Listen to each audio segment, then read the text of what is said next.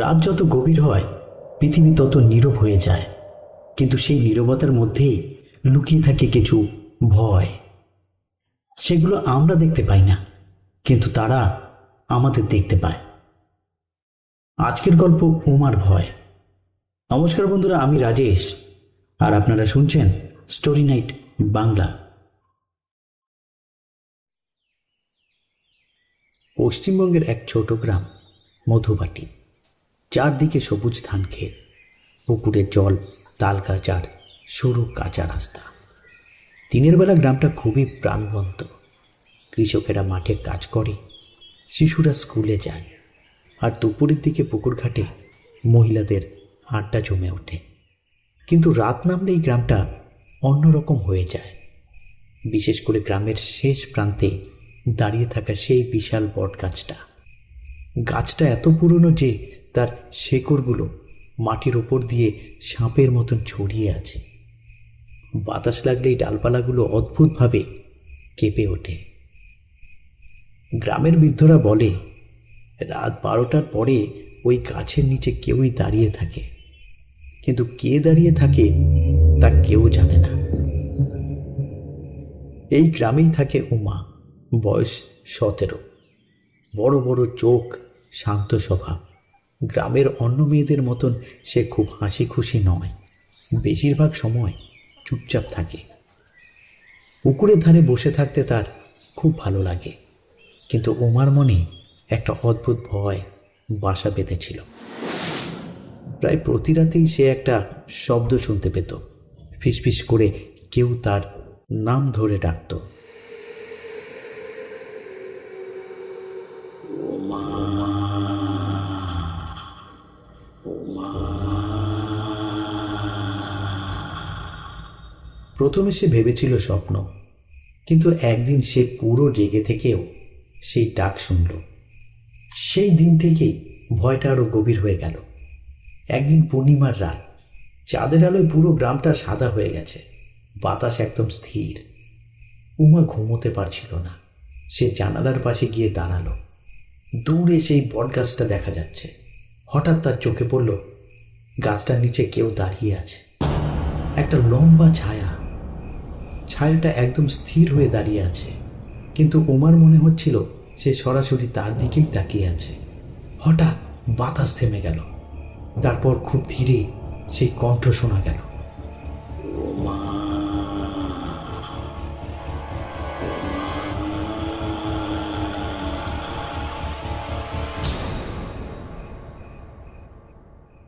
উমার শরীর ঠান্ডা হয়ে গেল।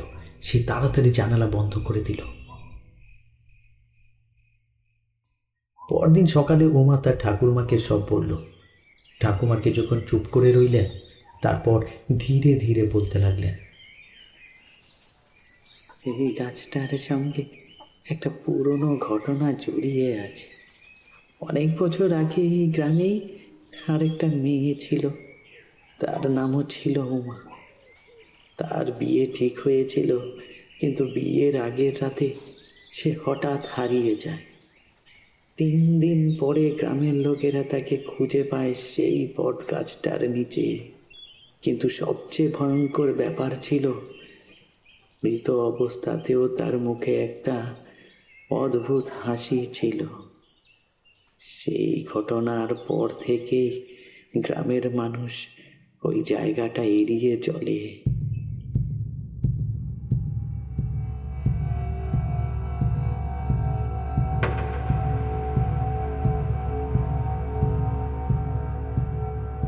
সেই রাতেই উমা আয়নার সামনে দাঁড়িয়ে চুল আঁচড়াচ্ছিল। হঠাৎ তার মনে হলো কেউ যেন তার পেছনে দাঁড়িয়ে আছে। সে আয়নায় তাকালো, আর তখনই তার বুক কেঁপে উঠল। আয়নার ভেতরে তার পেছনে একটা মেয়ের ছায়া দাঁড়িয়ে আছে। উমা দ্রুত ঘুরে তাকালো, কেউই নেই। আবার আয়নার দিকে তাকাতেই ছায়াটা আরো স্পষ্ট হয়ে উঠল। মেয়েটা ঠিক উমারই মতন দেখতে, একই চোখ, একই মুখ। তারপর আয়নার ভেতর থেকে মেয়েটা ঠোঁট নাড়িয়ে বলল, আমি আমি তুই। উমা ভয় পেয়ে চিৎকার করে উঠল। এরপর থেকে উমা প্রায়ই অনুভব করতে লাগলো কেউ যেন তাকে ডাকছে, বিশেষ করে গভীর রাতে।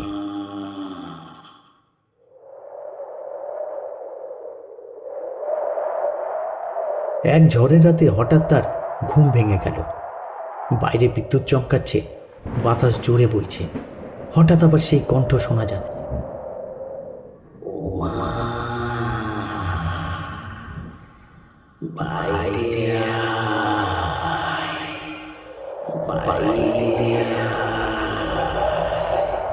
ওমার মনে হলো তার শরীর যেন নিজের নিয়ন্ত্রণে নেই। সে ধীরে ধীরে দরজা খুলে বাইরে বেরিয়ে এলো। তারপর তার পা নিজে থেকেই হাঁটতে শুরু করলো আর পৌঁছে গেল সেই বটগাছটার নিচে।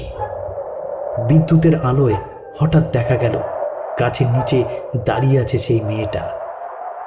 সে ধীরে ধীরে সামনে এগিয়ে এলো। উমা দেখল মেয়েটার মুখ ঠিক তার মতন, কিন্তু চোখ দুটো অস্বাভাবিকভাবে জ্বলছে। মেয়েটা বলল, আমাকে কেউই বিচার দেয়নি, তাই আমি ফিরে এসেছি আবার। উমার গলা শুকিয়ে গেল। সে কাঁপতে কাঁপতে জিজ্ঞেস করল, তুমি তুমি কি চাও? মেয়েটা ধীরে বলল, তোর শরীর।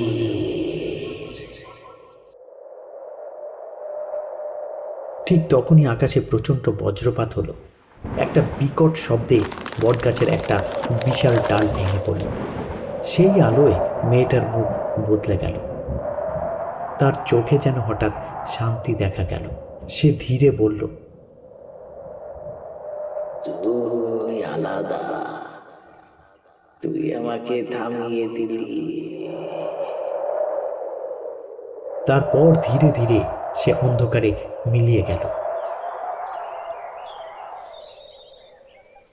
পরদিন সকালে গ্রামের মানুষ দেখল বটগাছটার একটা বড় অংশ পুড়ে গেছে, আর গাছের নিচে অজ্ঞান হয়ে পড়ে আছে উমা। উমা বেঁচে যায়। এরপর আর কখনোই সেই ফিসফিস করা ডাক শোনা যায়নি। তবুও মাঝে মাঝে গভীর রাতে উমা যখন আয়নায় নিজের চোখের দিকে তাকায়, তার মনে হয় সেখানে কেউ এখনো তাকিয়ে আছে। কারণ কিছু ভয় কখনো শেষ হয় না, ওগুলো শুধু অপেক্ষা করে।